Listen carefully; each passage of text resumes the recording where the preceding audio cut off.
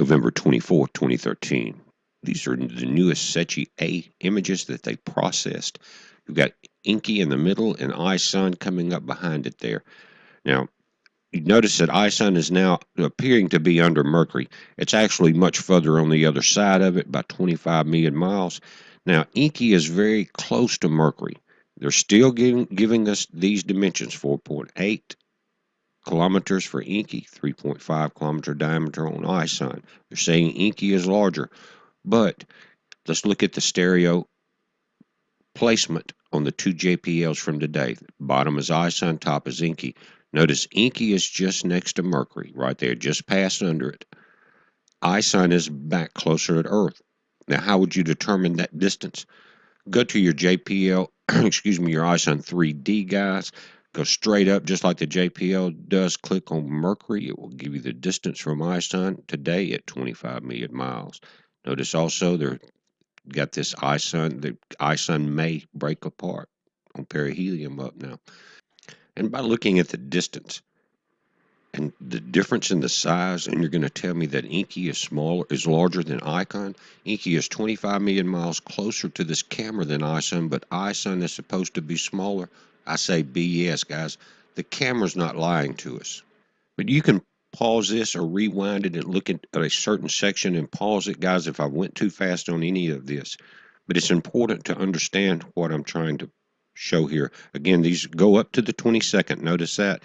Again, Inky is given. They've known that. iSun is smaller, but 25 million miles further away from this camera. Notice also the green path of Inky, even though it appears to be headed at the sun. That's the solar stream blowing it back. But it's actually coming closer to the camera. It's not going to dive into the sun. But again, we can only go so far, and with these deep wading boots on, with this theory on the size of this comet. Now, look at the sun today. Tell me which side you think the comets are approaching on. You guys have watched my videos. You know it's coming in on the right. Look at the difference in the glow. Look at the difference in the activity, man. This thing is exploding on the right side. No X flares yet. I say yet because this is the new information. Look at 1904 and 1899 together. See that on the right side? That gives you alpha, beta, and gamma. And they're jumping and looping towards each other. You understand what I'm saying? We have the possibility for another X flare. What that would do is strip the comets, put increased pressure on the inside, the nucleus, or the multiple objects, whatever's left remaining in it. And you saw the video yesterday. There's definitely at least three, one big one, two small ones.